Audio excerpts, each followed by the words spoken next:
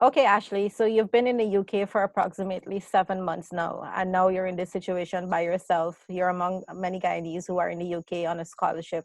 Tell us about the scholarship that you're on, where you're studying, and what you're studying. Okay, so I am a Chevening scholar, and I got here in September of last year. I'm studying media practice for development and social change at the University of Sussex. I live in Brighton, though, which is about a half-hour commute by bus from the university. And I know you said that I'm with my Guyanese people here, but unfortunately, none of them are in Brighton with me. So they're all spread across different parts of the UK.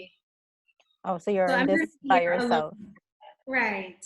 But however, it is comforting to know that everyone in my university accommodation is here and they're all international students. They are also away from their families as well.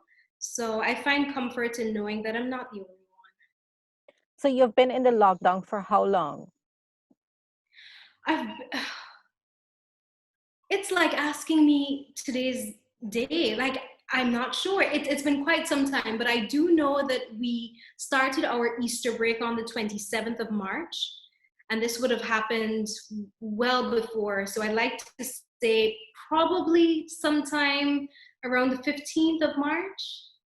Yeah. So you've just been in your apartment all the time. What is the situation like in the UK? What are some of the measures they've implemented?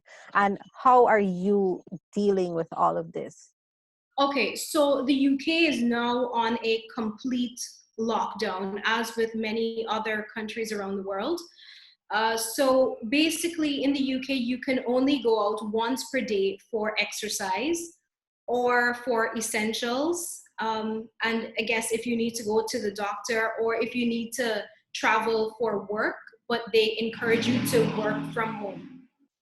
Okay. And how has your studies been affected since the lockdown? What's happening in that area?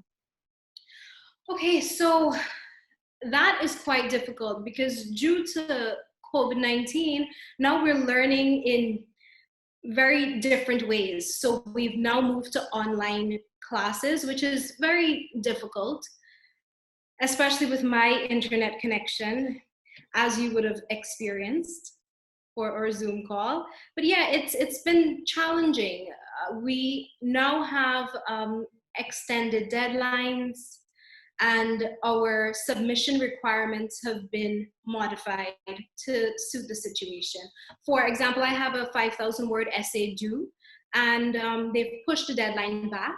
And they've even said to us, listen, if you can only write a 3,000 word essay, then do that. So, in a way, the university itself is doing as much as they can possibly do in order to ensure that we are, just feeling well mentally and we're not stressed by any of the submissions and deadlines that we have to stick to.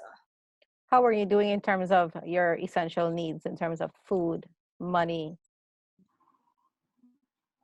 Well, money wise, I'm good. Thankfully, food wise, I'm also good. I've been eating a lot, so I'm very good. So if there is any food shortage, it's because I'm doing a lot of consuming. Have you made contact with the embassy there for assistance in returning to Guyana until the situation clears up in the UK? No, I have not. I have not. But Chevening has extended the opportunity for us to return home, and we can complete our course as distance, but I have not taken that route. I would Okay. prefer to stay here.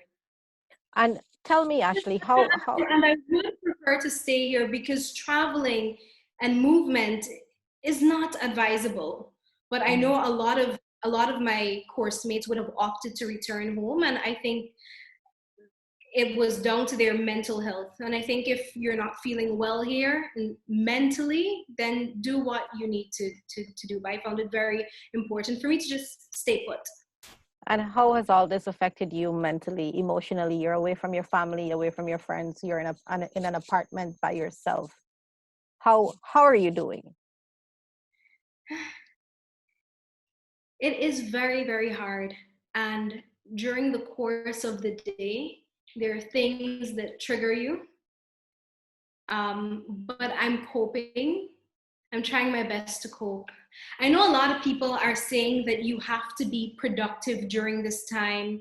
And then to the other end, people are saying, well, no, you shouldn't push people to be productive. But for me, what's really been helping me is continuing to be active as much as I can. I'm just trying to do in terms Yeah. of my work, in terms of personal things, just continue to be active. I try to call home a lot. I try to talk to my friends. So that has been, that has helped me a lot. What advice would you give to others who are in a similar position as you are? Take it one day at a time.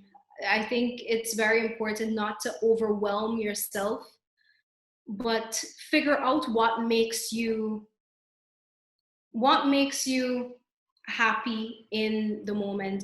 So one thing that I would advise people to do, we're on social media so much. I would advise people to unfollow pages that, or unfollow social media accounts that don't make you feel positive. And that's a good thing about social media. I feel like you can curate what you want to see. So I think that's the one piece of advice that I would give to people. In addition to washing your hands, staying home, and praying, as simple as that. Praying really does help to get you through the worst of situations. I think you also have a YouTube page where you post stuff about what Yes. you do during the course of the day. Well, tell me a little bit about that page. Okay, so my YouTube channel is all about health and fitness and random bits of my life.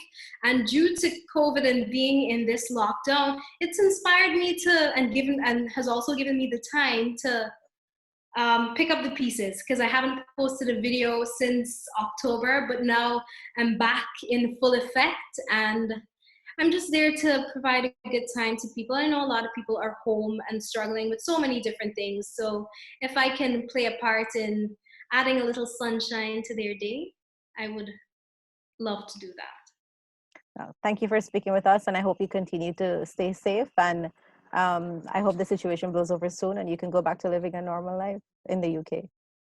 And I just quickly want to say a huge thank you to everyone that works in the medical field and in the essential services like the supermarkets and what's not. They're doing all that they can do for us, and I just want to say I personally really do appreciate it. Thank you, Ashley.